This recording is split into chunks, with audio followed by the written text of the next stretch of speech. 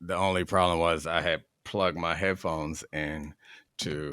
It was going through your headphones. So yeah, that's bad, bro. That's bad. And so the whole time, only one mic is working because they're trying to take the mic through. Play the music. This is the Domonique Foxworth Show.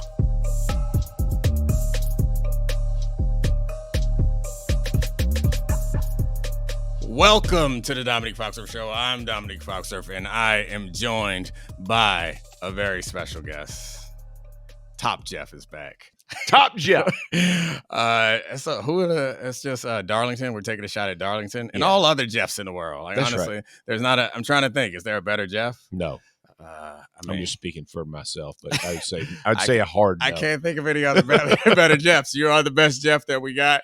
We had a fun, long day. You and I be working off on Tuesdays, man. For real. They get their money out. They getting it in. They getting it in. I had a good time.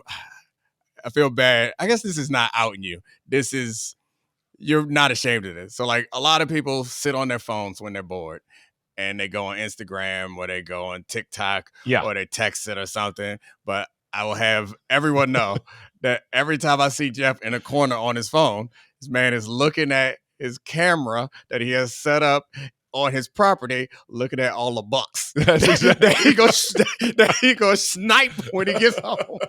You're a bow hunter, right? Yes. So it's not even Yeah, I love it. My wife goes, "Are you for real right now?" I just be over there scrolling. I'd be like, "Hold on, I got 5 minutes. Let me pull up and see if anything's crossing the camera." It's like he's swiping away like, "Dude, you're a married man. Why? What are you doing out here on these dating apps?" Nope. No, you ain't got to worry about me. No, he's just looking at bucks like it's explicit content. And I try to show. I share. I share. I show Neek during like the show. We'll be on Get Up. I'm back. Hey, dog, check this thing out right here. Right before we come back for commercial break. They're 5, 4, 3. Hey, 5-pointer right here. I don't even know what that means, but you be counting points. That's like how many horns they got or something? Yeah. We're in the 8 and above. We don't even talk about it. So 5 pointers is we don't respect 5 pointers. That's one side. 5 points on one side. No, we moving it. I dropped my daughter off at a friend's house this weekend because they were going to some Halloween event thing, and there was a buck just by himself in the neighborhood, and I told them, I was like, if my friend was here, we wouldn't have had his problem. So a dart right there, got him with great accuracy like Trevor Lawrence had in that Monday night game. Look at me transition. Well done. Hey, Charlie, I know you're here, man. Chime in and tell me how great I did right there transitioning. Honestly, I might have just lost a job. You're done. You're done for this town. Tough scene. My one value just got sniped like one of those bucks. I mean, you also put together the document that has a lot of content in it, and Jeff is doing this as a friend, but he ain't gonna full-time free it. I can't afford Jeff Saturday. You? Yeah, you're cheap. You're cheap labor. That's great. That's like a great compliment. That means I'm here for a long time. That's true. But that's how I am for ESPN, Charlie. Don't worry about it, dog. I'm good with it too. Stay under the radar, dog. Let everything else grow around. Be happy with what we got.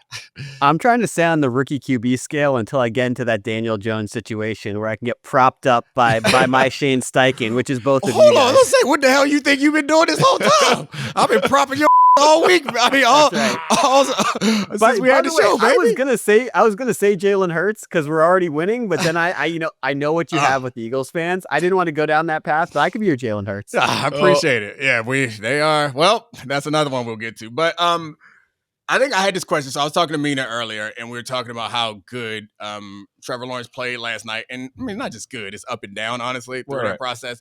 But I was wondering what you thought about Trevor Lawrence becoming the quarterback that was promised, or is this the version of Trevor? Is it like this the best version of Trevor Lawrence that we're going to see, or do you think he grows as it goes? No, I think he grows. I think what you're watching is Liam Cohen instituting his offense, which is going to be it's going to demand a significant amount of Trevor Lawrence understanding not only coverages. Everybody talks about, oh, does he understand where the blitzes are coming from? But no, checking to not only a run play, but the better of the run play. Right. So, we walk up with check with me's all the time. So, and I think what happens for players is as they learn in that realm, it allows them to understand where everybody's problem is. Like Peyton and I used to have these conversations all the time.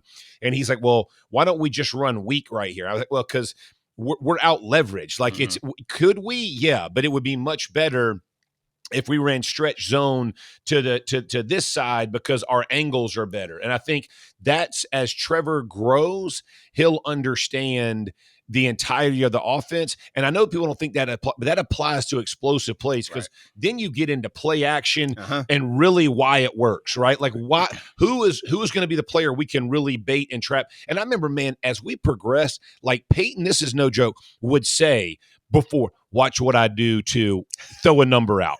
And in the film, dude, this kid would run forward like, oh, he's going to stop there. And halfway through realize I'm done. I'm cooked. Here goes somebody running right behind me. No one's there to replace me. And I think that's the progression that they're trying to look for in Trevor Lawrence. I think so.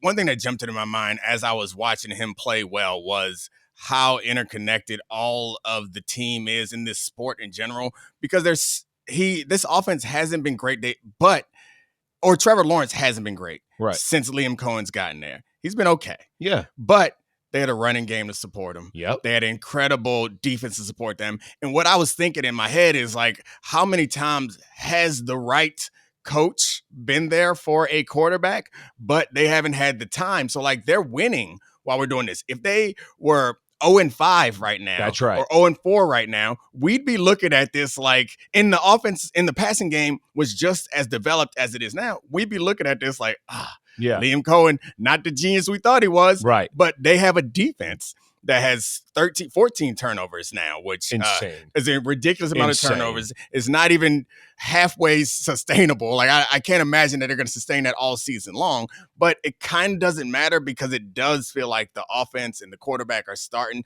to turn the corner. And also the running attack, which I know it's already been too long since we got to running the ball there's a Jeff Saturday on the show, but the running attack has supported him. And it just made me think, I couldn't think of specific examples, but because you don't get the time to figure out everybody wants to hurry and rush, and the Peyton Mannings of the world who lived through leading the league in interceptions his rookie year, and then had up and downs our second year when we're 13-3, even to the Jim Moore year where Jim Moore got fired, right? And we lose to San Francisco, and everybody's like, oh, can he do it? Whatever the conversations are. But when I look at Trevor Lawrence,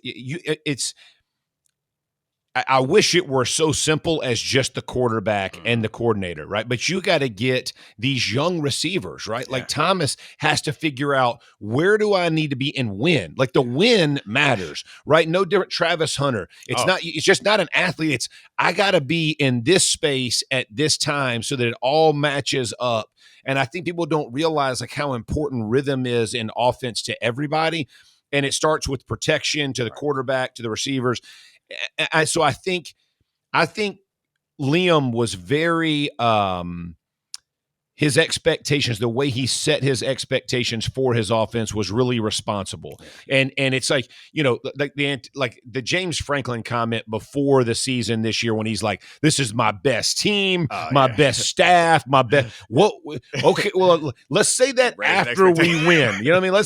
Let's say because now all of a sudden you've shined, and I thought Cohen did a great job of going, hey, we're gonna ride our defense. We're gonna ride a little running game, and then we're gonna get better. Saying it is one thing, though, but actually doing it is another. I see you, Charlie. We'll get to you in a second. Saying is one thing, actually doing it is another, and I think that's why there's so much like clouding our view of that particular relationship that we think is the most important. And I think often we're like O-line, receivers, run game. But the point that I was making, and I think you understand this, is like there's also another thing that would make it so we could never see that is if they are down by 21 by halftime every week, then you never get a chance. And them having this time to buy to get better. And it also works for Travis Hunter, who like seeing Travis Hunter out there, there's a type of intelligence that I don't know what to call it, but you see him and his body and his mind, they move a little bit quicker. So like he makes a decision to put himself in a position like a 1/10 of a second or 2/10 faster than someone else, and it leads to a big play. You can see that he doesn't know exactly what he's supposed to be doing. Right. But we bought him time to get things going. What do you think, Charlie?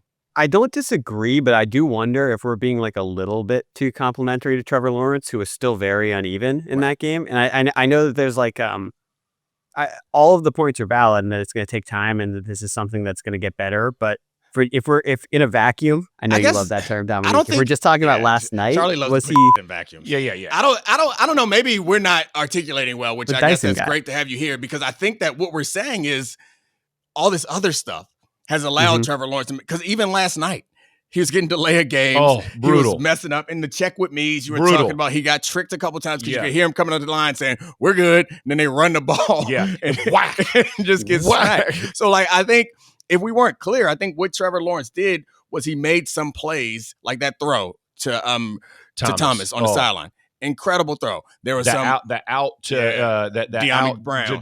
To Brown right after that was nasty. And his scrambles and the running, like he made plays. But I think the point that Jeff and I are trying to make was even being in this moment, that this was a big game, was because the defense has been great. For sure. And because the run game has been great. Yeah. And then in this game, like creating this game where it felt like this is a measuring stick game was not about Trevor or Liam Cohen being great. And I think that they are going to evolve into being a great combination. But the point that I think we're making is Trevor has a chance and Liam have a chance because all these other things worked for them to have this opportunity. Yeah, I would say this for like what Charlie's saying, and I'll put it in the context that I was thinking. If this is the Jets, right, and their defense gives up 4 of 5, start the drives for points. You're not talking. You're always going to blast because there's no way that Trevor Lawrence would dig you out of that hole. I think we're being fair saying he's playing within what's expected, and you will see him, his progress and his maturation, hopefully under Liam Cohen. You begin to see it actually occur. Does he still screw stuff up? Absolutely, right? Does he still? But you have a coach who's going to push the gas pedal on him, who's going to demand, who's going to hold him accountable to it. And they're young enough at all the other positions, they can all grow together. And I was fortunate to be a part of something like that, where it wasn't a bunch of old heads with one guy. These are all young guys who can grow together and learn together. And again, and you begin to remember what happened in that game that I can carry forward. And I think that's kind of the phase they're at this point. And I mean, it's a big win. And Huge, no matter how man. ugly it was, it's a big win to convince themselves and convince their fan base and the rest of the league that they belong. You think how many championships do they have to win before that becomes a proper way to say Duval? I hope they if they make it to the playoffs this year, everybody better say it that way. Duval. Like he's totally changed the whole way that you say it. It was a little too sexy. It was late night. It was late like, night radio. Yeah, it's funny though because we have. It seems like if your coach embarrasses himself at his opening press conference, you're in for a good coach. You got a good coach because we got him, Sirianni, Dan Campbell was biting kneecaps. Yes. It's like, and then he did the Duval, and then all this is working out. Hey, listen, they got to overcome it. They got to. No, there was one Gannon, and the Cardinals. He started out right. And who was the guy from the Jets? Who was it with the Broncos? Yeah. You're talking about Hackett? No. This was the Jets and the Broncos. He was the Broncos coordinator with Manning. Charlie, this is what you're here for, Charlie. baby. Who was it? Pull it out. Pressure's on you, Charlie. Let's go. Adam Gase. Gase. He had an embarrassing. He had the eyes. Yeah, remember? Gase with the eyes. He was like looking around, like he was like something was traveling in the room. You know what I mean? And that was Jeff. That was the one he got just propped up by Peyton. Peyton was so good that he got Adam Gase like 8 more jobs. Peyton's kept a lot of us employed. That was why. That was the same Nathaniel Hackett situation where Aaron Rodgers out there getting him a little bit of money. Yeah, but speaking of the Chiefs, they are in my view, like an evolution. like another evolution period, which is crazy. Which is weird. Coming off of last year, I didn't feel good about the Chiefs in the way that they were winning. And you and I have had this conversation. It's a little bit more theatrical on TV because I think you and I both understand where each other coming from when we're talking about the Eagles. But as it applies to the Chiefs, those games last year didn't feel good about the Chiefs. Right. Some tight games, and everybody's like, they're still winning 15-1, and then they gave away the last game, but you didn't feel good about them. It's weird coming off of a loss. I feel a little better about the Chiefs than I did last year because I can see the vision. Yeah. And the defense isn't as good as it was, and it probably is not going to get back to that level, but I can see explosive plays and a fun Chiefs offense. Absolutely. And you think with Rice coming back in a couple weeks, like this team, what I saw last night is very few teams that, the pick six that Mahomes throws is not going to be a weekly occurrence. All right. They've struggled, and the interception that Kelsey hit in his hands against Philly. So like some of their stuff, because you and I always talk about like some of it's just unfortunate bounces, and they've gotten fortunate bounces. So you got to go, it's the ebb and flows, right? But I will tell you this. Ain't nobody gonna want to see them. No. Like don't mix it. They're like, oh, Chiefs. They are not a wrap, dude. They ran it efficiently. Mahomes is putting the ball where he needs to put it. It was a great play by the Lloyd kid to drop in trick, and they got him. They tricked him, right? And hey, tip of your cap, man. It happens, but make no mistake, I'm with you. I feel the same about them as you do. I was not discouraged by last night. Amazing shout on Devin Lloyd. I feel like he's been playing so well this year. It has gone under the radar because so much has been about the Jaguars pass rush and secondary, and that's been like that second level of defense hasn't gotten the appropriate amount of love. But second of all, you brought up the running game. You said it was efficient last night for Kansas City, but what's the baseline? I don't know if there's, and I'm not asking for like a specific number, but what are the signs that you need to see to say that this running game is good enough for this team to be what we think it can be by the end of the season? I think when you see, they're trying to get some reps to the young guy, right? So you're seeing a good tandem with Hunt and Pacheco. You saw them in the red zone be able to get, Hunt punches it in twice, right? That's important. Those are what I'm talking about, like efficiency of run. When it matters, when you're in situations where running the football is a necessity for balance. And, I'm not saying that you lead with the run for the Kansas City Chiefs, right? But if you look at the way that Andy Reid has typically gone through they get tighter. They run the ball more as they get into the latter part of the season. So I think it will continue to grow that way. That's what I mean by efficient. Because I know Mahomes still led their team in rushes, all that kind of stuff. But when you look at efficiency of run, situations matter for me. And I mean, the explosive plays are the big one for me. And I think all that stuff is interconnected. They have to be able to threaten a running attack at or be respectable in that situation. The only negative I have on the Chiefs, honestly, for this part of the season, because I think they're going to rebound and potentially, walk this thing again. But their best players have been the ones making the mistakes. I do Doesn't not it make you like feel better though? No, because it's like. Mahomes, I feel fine, right? Yeah. But like Chris Jones, like that's twice, right? Yeah. That's week one. That's yesterday. Like the loaf thing yesterday, going in the wrong gap week one. Like at some point, your best got to be their best because everybody else is watching that. I don't love, and then Butker kicking the ball out of bounds, bro. Like really? Like really? Yeah, at that moment, again, like what Charlie was just asking, that's it. It's I don't care how good you are as a kicker. And I know he struggled this year anyway, but it's the situation. Like this ain't first quarter, bro. This is what's at stake. This is not when you try to do something and pin them, do what. Just kick the ball, bro. Like just keep it in the lines. That's the part I didn't like. Yeah. The I guess we should touch on a little bit. I think it'll be a short conversation, but there was a big trade today. You were running through the halls celebrating. You were so excited. Season saved, baby. Oh, my word. So Joe Flacco apparently it's going to be a Steeler at some point because he's hit Gotta everyone be. else, and Gotta the Steelers got to sign him. So now Flacco goes from the Browns to the Bengals. How about Aaron Rodgers, Joe Flacco in the QB room? Oh, sounds fun. I mean, Aaron Rodgers and anybody in QB room sounds like a good time. Oh, can you imagine those two? What conversations they'd have? That would be. I don't think they would get along. No. Gotta add Russell Wilson. You gotta add Russ. Oh, add Russ to it. I like that. That's a great room. That's a great room. I don't know what there is. So I understand that this is a last-ditch effort for the Bengals. So what the Bengals are telling you is we can't protect Joe Burrow. Browning throws the ball to the other team. We can't protect him, but we're going to protect a 40-year-old who doesn't move.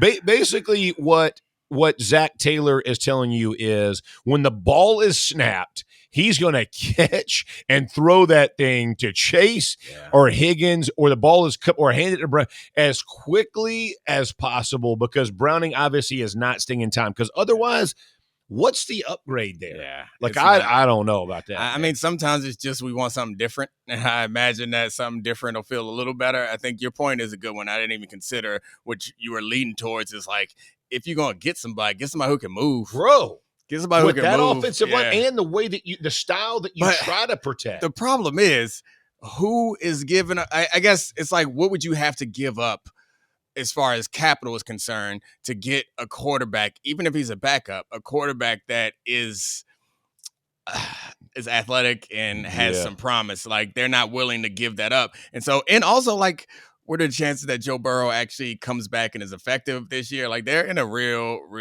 bad spot, I think. Chance. So mentally, though, if you're a team that comes into the season with expectations, this is the thing you talk about, Domonique, that everyone convinces himself they can win the Super Bowl. If you're on the Bengals roster and you got Chase and Higgins and Trey Hendrickson, you're either selling, or I feel like you had to bring someone in, right? Just mentally for the morale of the team, because you don't want to go out there like you have the last 2 weeks and look like you quit, because then you have like me being like, these guys aren't serious, and this is like a stopgap for that. No, I mean that one in particular to me is I don't see what the benefit of unless they decide they're going to change things the design of their offense. Like you saw Flacco get rid of the ball in Cleveland and just chuck it and pray. You know what I mean? And that's what Browning is doing. I'm just not sure. Yeah, I think maybe their hope is that it buys them a week or two. It's maybe like that, because it felt like, and I obviously can't speak for any of the players on the team, but it did feel like some of the like physical demonstrations on the field where these guys are like, we're done with this. Yeah. And so like they're just trying to hold the room together. Like, and that's right, look, good for you. One more person, and then maybe they go back to Browning. I don't know, but they got to make it through this season, which it does make it pretty clear how important. I mean, obviously quarterbacks are important, but they have different levels of importance to different teams, and I'm not sure that there's anybody more valuable to their team, like legitimately. Like, the difference between how good you are and how bad you are with one player. You know what they should have done? They should have signed Kevin Patullo to be offensive coordinator, because he's 7-man's pros, but more than anybody else in the league. So then Burrow would have never gotten hurt. You got Chase and Higgins, so at least you got two dogs out there. Actually, like, reasonable strategy. I mean, how about that? Now we can let our two go out, right? And we'll protect this guy. I mean, I love it. Don't worry about 5 getting out. We'll just get 2 out, but they'll be the best 2 in the league. But we're gonna let them go do their thing. Well, if Patullo and the Eagles don't do well on their Thursday night game against the Giants, then he might be available. I got to be honest. Shady, I got to be honest. I mean, I didn't mean it as shade. I just out here trying to get my Segway game on. I don't care about him. I've been defending Patullo because I actually think that we focused on the big shiny things like quarterback, wide receivers, and coordinator. Yeah. But you and I had this conversation on SportsCenter. The actual, I don't want to say it's the problem, but the difference between last year and this year. The reason why last year's plan is not working this year, is because their offensive line, for sure, is not dominating in the way that they were before. They're not even that dominating. They're not. I mean, like Juergens is getting pushed in the backfield. You saw that happen. They're shooting the gaps. Like the Broncos were going to shoot the gaps, which means Saquon has to stop his feet in the backfield. Lane Johnson, he's been banged up. Dickerson is hurt, and he may end up having to. I mean, you saw him, but they almost lost him in preseason. But he's not the same guy. With Becton leaving, and is it Stein who's the left guard, and Mailata, but they haven't been the same group. They're not playing 2 and 3 yards deep. What makes Saquon is when you get him across the line of scrimmage. Right. And what teams have decided to do is we're going to slant, we're going to do whatever we got to do to make him bounce early. And if we can affect him and slow him down, we can rally and tackle. And that takes away his explosives, which is really what made their offense goes. And so teams have played it right, but I think they'll figure it out. I just think it's going to take Stoutland, their offensive line coach, is as good as there is in the business. He'll get them right. It's just going to take time. I mean, I think he get them right, but I also think that part of the problem, and it's I don't know, I guess like a bit of Dutch disease in a way, in that they were so good at this one thing and so like explosive and productive at this one thing that I don't know how much of the offseason they spent like thinking about, if this don't work, then what we gonna do? Right. And they're in a situation now where like I actually know that it didn't turn out well for them in this last game, but I actually liked this approach. The problem is, from a strategy standpoint, what they were doing made sense to me, but they aren't good at it. No. And they aren't good at it because they ain't done it. And so, like, you have a couple of choices. Like, you can go back to what we were doing before and try to eke out these wins, or you can continue going like they're going now, which they were still in that game.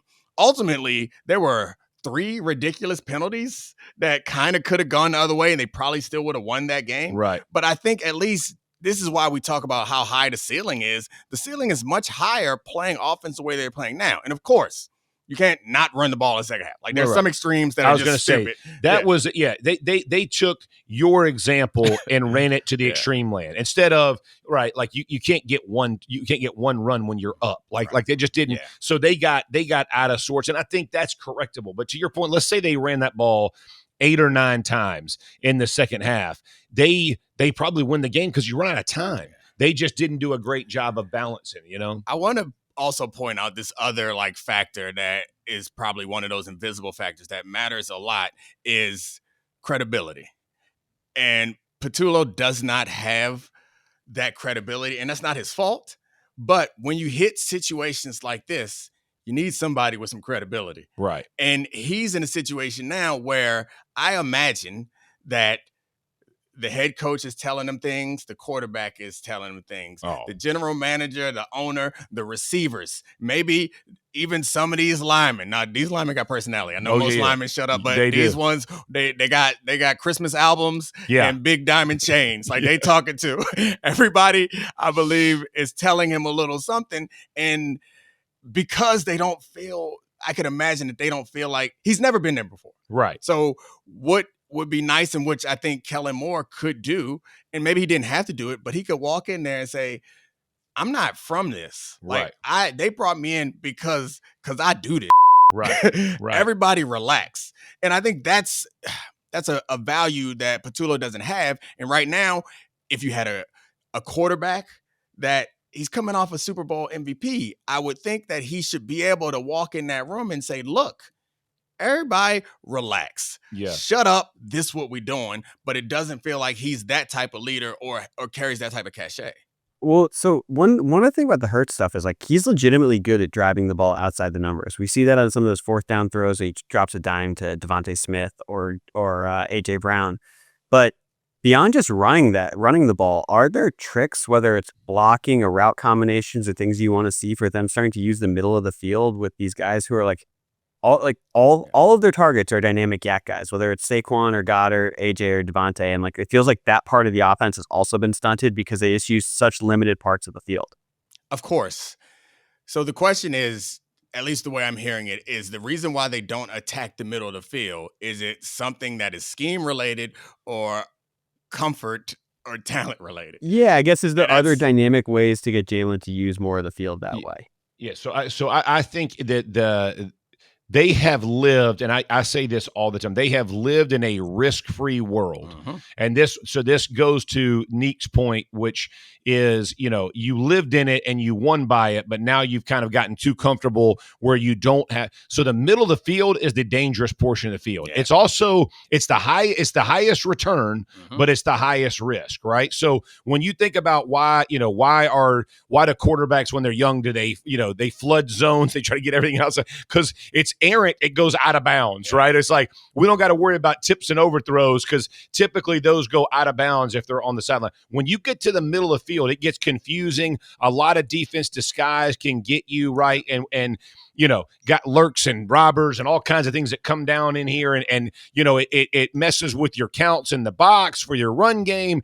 Everything gets shifted dynamically, and so I would tell you, probably because they didn't have to, they haven't majored in it, and so they will have to, as they're beginning to learn this new way with Patullo, is learn that we have to challenge the middle of the field and we can get to it. Off of that, do you think that they should up their risk profile for the rest of the regular season then? Because they don't want to get in a situation like 2023 where the offense doesn't develop and they are 4-1 and they are going to still win football games because they're so talented. Yeah. They did up their risk profile a little bit. I think your point, 38 throws is up in the profile. Your point, though, is attacking all of the field, which change their style a little bit to develop the offense more so that you're peaking by week 18, 19, 20. I mean, I think the championship teams are figuring themselves out through the course of a year. And I think the Chiefs are a great example of they have an idea of who they're going to be early in the season. And then it changes. Right. And by the time they get to the end of the season, we feel better about them.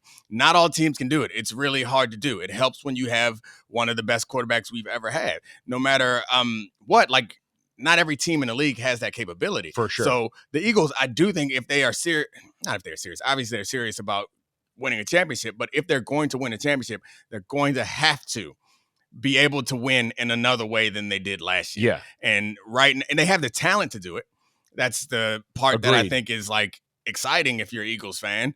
The will to do it, though, is the tough part because you're probably going to be in some bad situations like you were just in, and you're going to walk away and have to be able to have the fortitude or the confidence or the credibility to be like, hey, relax. We got it. We got this. And the team has to believe and trust. And I'm not sure right now that they have a coach on that staff, or at least on the offensive side, that can walk into the meeting room and say, shut up, guys. Relax. Deep breath. It's going to take some time, but we're going to get there. Yeah. Because right now it feels the confidence just isn't there. And let me say, I'm trying to think of how I could say this in the right way because I don't want to make it sound like, but some offenses, like the style of offense doesn't lend itself to attack in the middle of the field, right? Yeah. So teams that are going to attack in the middle of the field often go under center, right? They want it because they're playing balance. So you have multiple tight ends that you either start them off and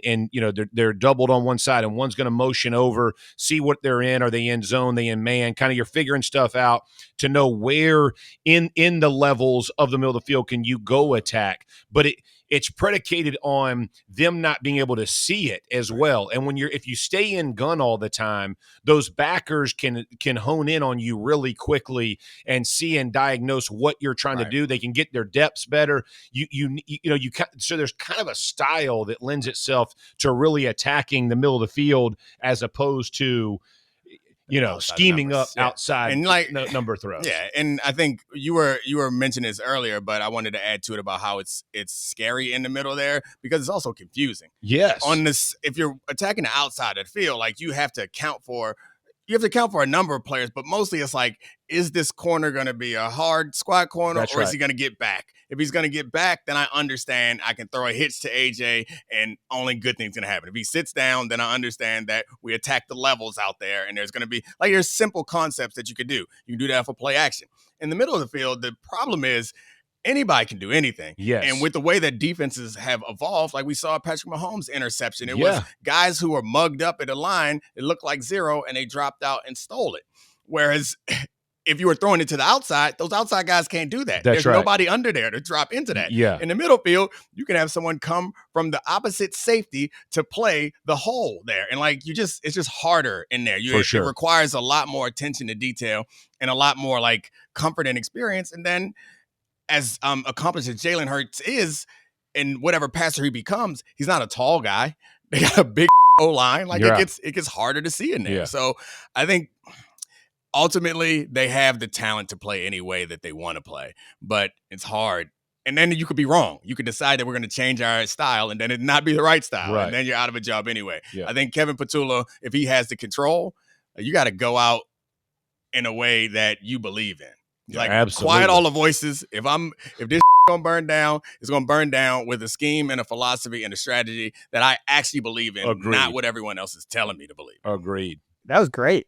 Yeah, I think we got through it. That was fun. Good show. That was it. Appreciate it, Jeff. All right. We did it. Fast. Thank you to Jeff Saturday. Thank you to all the great producers. Thank you to our camera that has a mind of its Tracking own. us. And our new setup.